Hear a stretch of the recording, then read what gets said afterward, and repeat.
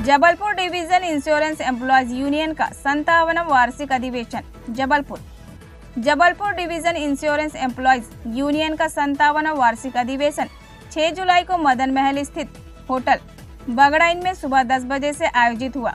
Union के महासचिव comrade Hiralal Kushwaha ने बताया कि अधिवेशन में मुख्य अतिथि के रूप में central gene insurance employees association के महासचिव कामरेड धर्मराज महापात्र और विशिष्ट अतिथि वरिष्ठ मंडल प्रबंधक श्री आर.के. यादव ने उपस्थित होकर संबोधित किया। सम्मेलन में एलआईसी की देश के प्रति बेहतर कार्य प्रणाली और उसकी मजबूती के बारे में चर्चा करते हुए एलआईसी के सरकारी एक्टिविटी में और किसी प्रकार की कमी न की जाए। जीवन बीमा और चिकित्सा बीमा पर 18% जीएसटी समाप्त की जाए। जीवन बीमा के माध्यम से बचत को प्रोत्साहित करने के लिए आयकर प्रावधान में विशेष छूट की व्यवस्था की जाए। सामान्य बीमा निगम के कर्मचारियों को पारिवारिक पेंशन 30% की एक समान दर से वृद्धि की जाए। सामान्य बीमा निगम की 4 कंपनियों का विलय किया जाए। संस्था में कर्मचारियों की घटती संख्या को देखते हुए वर्ग 3 में नई भर्ती प्रक्रिया जल्द शुरू की जाए और संगठन को मान्यता प्रदान की जाए जैसे विषयों पर चर्चा की गई। संगठन के महासचिव कामरेड हीरालाल कुशवाहा ने बताया कि एलआईसी ने अपनी कुशल कार्यफोर्स से बेहतर कार्य सेवा में विश्व में 10वें और देश में बीमा के क्षेत्र में प्रथम स्थान हासिल किया है। यह हम सभी के गर्व की बात है। संस्था इसी मजबूती से देश और देशवासियों की आर्थिक सुरक्षा का कार्य करती रहे। इन्हीं विषयों पर साथियों ने अपने विचार साझा किए। सभा की अध्यक्षता कामरेड जेडी यादव ने की। देश की वर्तमान राजनीतिक परिस्थितियों पर भी खुलकर चर्चा हुई। जबलपुर मध्य प्रदेश ब्यूरो चीफ राजकुमार यादव के साथ संवाददाता शिवानी बहन की रिपोर्ट। जबलपुर में इंश्योरेंस एम्प्लॉय एसोसिएशन का 57वां वार्षिक अधिवेशन है और इस अधिवेशन के माध्यम से हम तमाम हमारे बीमा धारकों का और देश की इस अर्थव्यवस्था को लेकर चर्चा करेंगे। बीमा धारकों के हितों में जो 18% का जीएसटी भारत सरकार दे रही है, जीवन बीमा और स्वास्थ्य बीमा दोनों में ये जीएसटी खत्म करना चाहिए। भारतीय जीवन बीमा एलआईसी के अंदर में गांव से शहर से गरीब इंसान भी अपना बीमा कराता है, अपना निवेश करता है, जो आर्थिक रूप से अपने आप को सुरक्षित करने की कोशिश करता है। उसकी मेहनत की जो छोटी छोटी पूंजी वो यहाँ लगाता है और अगर उसके ऊपर भी जीएसटी लगाई जाती है तो इसके हम खिलाफ हैं। हम सरकार से मांग करते हैं वो जीएसटी ना लगाएं, इसको ख़त्म करें। और एक और हम सरकार से मांग करते हैं आज के इस अधिवेशन के माध्यम से कि अधिक से अधिक निवेश भारतीय जीवन बीमा निगम में आए। इसके लिए इनकम टैक्स आयकर विभाग आयकर के प्रावधानों में सुधार करके उसमें छूट की व्यवस्था करे। हम इसकी मांग करते हैं।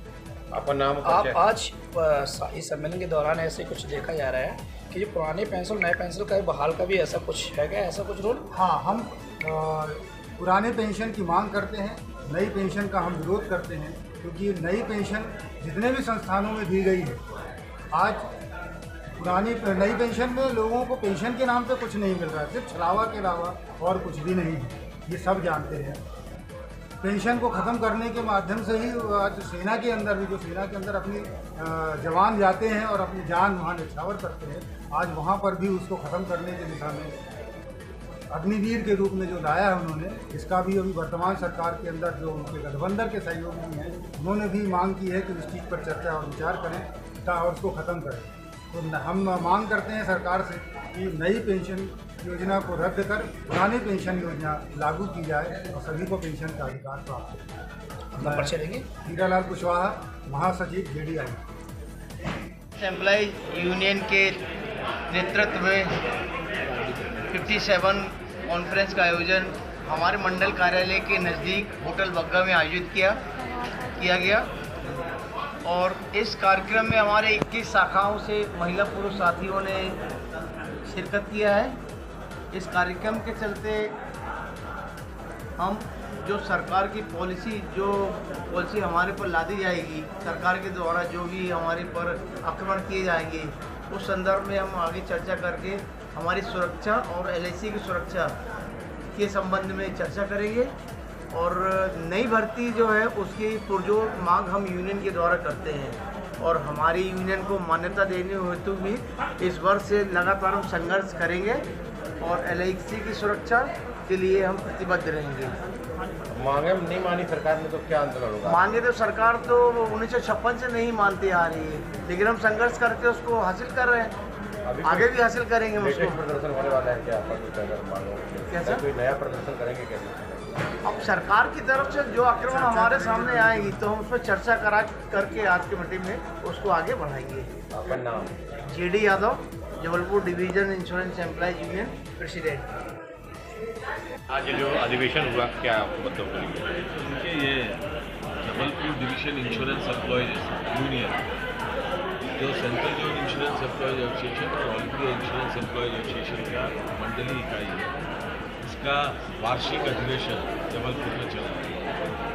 और all India insurance employees association देश भर में जीवन बीमा कर्मचारियों का एकमात्र ऐसा संगठन है जो 90% से ज़्यादा प्रचंड जीवन बीमा कर्मचारियों का प्रतिनिधित्व करता है। और ये all India insurance employees association विगत 30 सालों से अधिक समय से, आप सबको मालूम है 1999 में भारत में जो जीवन बीमा निगम क्षेत्र में जीवन बीमा का जो एकाधिकार था वो खत्म हुआ और निजी प्रतिस्पर्धी मैदान में है और आम बीमा क्षेत्र के अंदर भी निजी प्रतिस्पर्धियों के लिए आम बीमा क्षेत्र को खोला गया।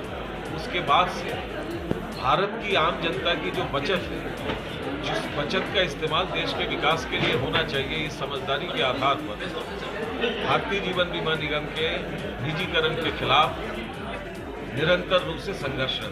और हमें खुशी है कि देश के करोड़ों बीमा धारक और आम जनता के समर्थन से इन तमाम विपरीत परिस्थितियों के बावजूद और भारत सरकार की LIC को निजीकृत करने की तमाम कोशिशों के बावजूद भारत की आम जनता और बीमा धारकों के समर्थन से हम LIC को बचा पाने को सफल हुए। और अभी जो है दूसरा जो सबसे महत्वपूर्ण सवाल है, 2022 में 19 मई को LIC को शेयर बाजार में सूचीबद्ध किया और आप सबको मालूम है LIC के 3.5% शेयर जो है वो विनिवेश किया गया। हम ये सवाल उठा रहे हैं, हम उस समय भी जो है LIC के शेयर के विनिवेशीकरण के खिलाफ थे, क्योंकि हम समझते हैं कि LIC की असली जो मालिक है वो भारत की बीमा धारक है। सरकार आती है जाती है, लेकिन बीमा धारकों के राय के बिना, बीमा धारकों की स्वीकृति के बिना LIC का जिस तरीके से पिछले कार्यकाल में मोदी जी की सरकार ने 3.5% शेयर का विनिवेश किया, इस चुनाव के जो नतीजे से ये साफ है कि मोदी जी की जो उदारीकरण की नीति थी, भारत की जनता ने उसके खिलाफ जनादेश दिया और यही कारण है कि उनकी जो संख्या संसद के अंदर थी वो घटी और वो मोदी सरकार अब NDA की सरकार में बदल गई। और दूसरी बात है, इस जनादेश के जरिए भारत सरकार की जो नव उदारवाद की जो नीति थी पिछली मोदी सरकार की, उसके खिलाफ ये जनादेश है।